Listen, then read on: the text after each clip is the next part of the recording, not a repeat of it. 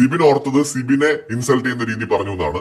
അപ്പൊ തിരിച്ച് സിബിൻ കുറച്ചൊന്ന് റൈസായി, നീ വലിയ സ്റ്റാർ ആവാൻ നോക്കണ്ടെന്ന് സംതിങ് അങ്ങനത്തെ ഒരു ടോക്ക് അവിടെ വന്നു. അപ്പോ ജാസ്മിൻ ഭയങ്കര ഹേർട്ടായി. ജാസ്മിൻ വാഷ്റൂം ഏരിയയിലൊക്കെ പോയിരുന്ന് കരയുന്നുണ്ട്. അങ്ങനെ ഭയങ്കര കരച്ചിലും വിളിയൊക്കെ ആയി. എന്നിട്ട് അങ്ങനെ ബിഗ് ബോസ് കൺഫെഷൻ റൂമിലേക്ക് വിളിപ്പിച്ചു. അവിടെ ചോദിക്കുന്നത് എന്ത് പറ്റിയെന്നൊക്കെ. അപ്പോ ശരിക്കും പറഞ്ഞാൽ സിബിൻ അത് പറഞ്ഞതല്ല പ്രശ്നം. ഓൾറെഡി ജാസ്മിൻ ഈ കഴിഞ്ഞ ഒരു വീക്ക് മുഴുവൻ ഡൗൺ ആണ്. സായി പറഞ്ഞ കാര്യങ്ങള്, വീക്കെൻഡ് എപ്പിസോഡ് ആവാൻ പോവാണ്, ലാലേട്ടൻ വരും, ഇനി അടുത്ത് എന്ത് സംഭവിക്കുന്നു എന്നുള്ള ടെൻഷൻ, ഇതെല്ലാം കൊണ്ടും ആക്ച്വലി കയ്യിൽ പോയിരിക്കുകയാണ് ജാസ്മിന്റെ. അപ്പോ ചെറിയൊരു കാര്യം കൂടെ വന്നപ്പോൾ പെട്ടെന്ന് ഹേർട്ടായി.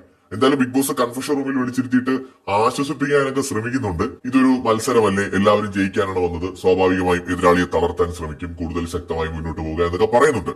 ജാസ്മിന്റെ കാര്യത്തിൽ ഇതൊക്കെ വർക്കൗട്ട് ആവുമെന്ന് കണ്ടു തന്നെ അറിയണം. കാരണം ജാസ്മിനെ ബാധിച്ചിരിക്കുന്നത് ബിഗ് ബോസിനകത്തെ പ്രശ്നങ്ങൾ മാത്രമല്ല, ബിഗ് ബോസിന് പുറത്തെ പ്രശ്നങ്ങൾ കൂടിയാണ്. പ്രത്യേകിച്ച് പാരന്റ്സ്, ഫാമിലി, റിലേറ്റീവ്സ് അല്ലെങ്കിൽ ഫ്രണ്ട്സ്, ഇവരൊക്കെ ജാസ്മിനെ കുറിച്ച് മോശമായി സംസാരിക്കുന്നു, ചിന്തിക്കുന്നു എന്നുള്ള ധാരണ അവരെ വളരെയധികം